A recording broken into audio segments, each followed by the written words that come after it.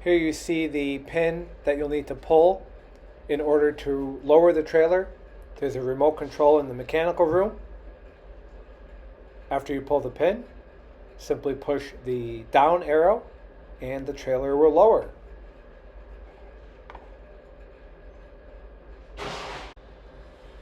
On both sides of the handicapped accessible ramp, you'll have to remove the locks. The keys for all of the trailers are in the mechanical room.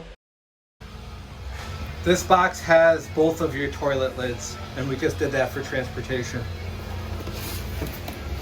We do have an adapter that you can use here. This should only be used if you're just going to use lighting for the system. It's not really designed to use fully, but just if you need to turn the lights on, you can use this adapter. Inside your owner's manual is the instructions to change the code on the keypad locks. Looking inside your mechanical room, you have your 12-volt system. This will charge your battery. So when your trailer is plugged into electricity, if you turn this on, you can have it on for 24 hours, and that's going to charge the battery that actually powers the hydraulic system. All of your lights and fans and your heaters are clearly labeled, along with your breaker box.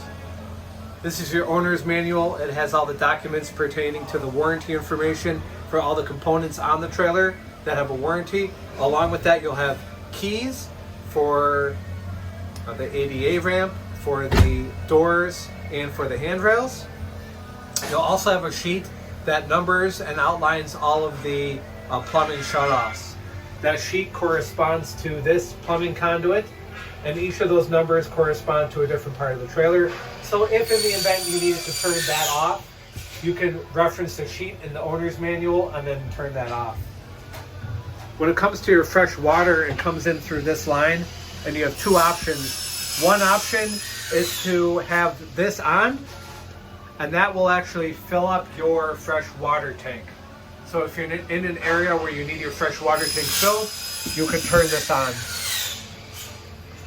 If you do not want to fill up the fresh water tank, you'd have this off, and then you'll have this one on, and that'll give you direct access to the trailer. Once again, you can see if you're going to use the fresh water tank for water and not outside water, you'll have that one on as seen there, and then that will feed the system. If you're not going to use the fresh water tank, you'll turn that one off, this one on, and then you'll go from outside water into the pump system. When moving the trailer, it's important to make sure as much fresh water is removed from the tank. That's what this is for. So when you turn this on, that will drain the fresh water tank.